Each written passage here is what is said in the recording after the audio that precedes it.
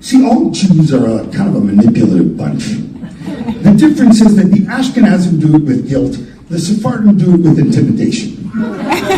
So, before I give you a good example, I want to tell you a quick side story. About a month ago, I was at a Lubavitch synagogue, unbeknownst to me, sitting behind a very big guest rabbi that went up to deliver a sermon about how one of the greatest sins a Jew can commit is to speak during services when you should be praising God.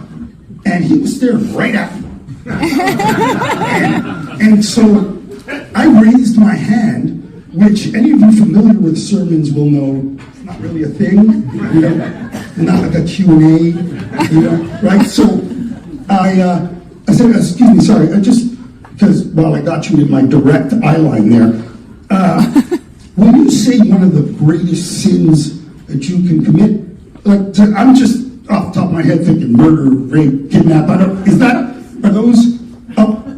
that in the same? I just want to know if you think those would be higher, and I want to gauge how I absorb anything that you say next. Right? This is a perfect example. If you are speaking in an Ashkenazi synagogue, someone will come to you and verbally tell you that this is frowned upon.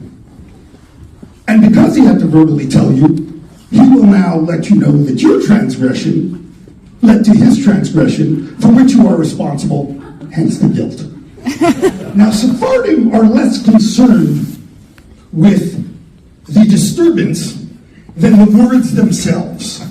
So they've developed a whole sign language complete with sounds. They just don't use any words, right? So if you're speaking in a Sephardic synagogue, they'll go,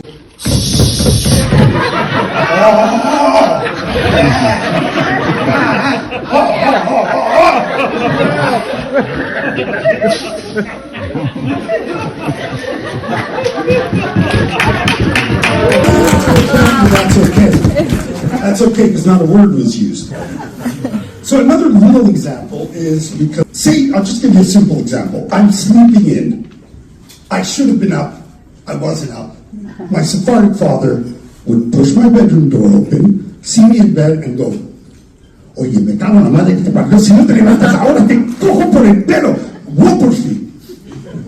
That's a Spanish one. Do we have any French Moroccans? Yeah. Here? All right, great. They're a proud bunch. The French, by the way, love Clint Eastwood. But so they've taken on that different sort of intimidation. So, same scenario, French father, door open,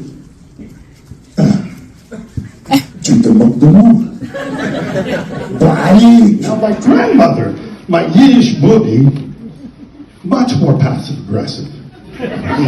I should tell you that she did not live with us, but mysteriously she could be found randomly at any given moment at the crack of dawn at our house. Usually doing laundry. And if there was no laundry, she would rewash clean clothes. And her way of letting me know that I was sleeping past the time I was to come in my room, not stealthily I may add, and put the clothes away in the drawers, and with each drawer that she shut, the volume would increase until I was awakened by a slamming closet. When I was, what's happening? Booby always stood there looking so innocent. What, you sleeping? Oh, I'm sorry. Oh, you go back to sleep. I'll shovel the snow. It's all right. No, it's fine, so long you get your rest. Okay, so maybe I get out, so take a leave long enough. Don't you worry, you sleep, and when you wake up, you let me know, I'll make you lunch. Okay? By the way, I've left out Israelis. Israelis are neither passive-aggressive. They're passive about being aggressive. Let me give you an example of some true story happened last year right outside of the shoot at Tel Aviv. I'll set the scene for you. Cyclist on the ground, clearly in pain. a couple of ladies tending to him. Are you all right? And a cab driver standing above him, leaning on his open door going, hey, you got to move or what? Sir, help him.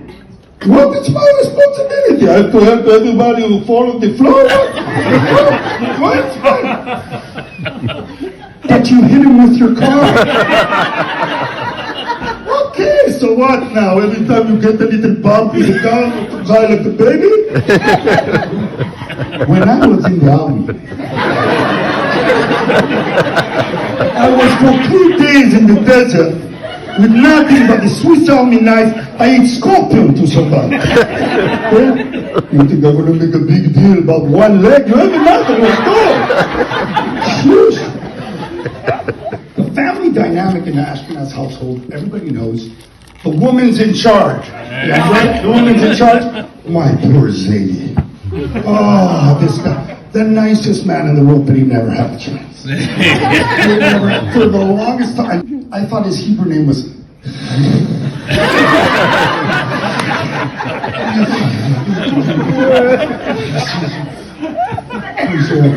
Now, the difference is that in the Sephardic household, that would never happen. In the Sephardic household, everyone knows who's boss. And the only difference is that these women are wise enough to let him think it's him. Happy Mother's Day, people.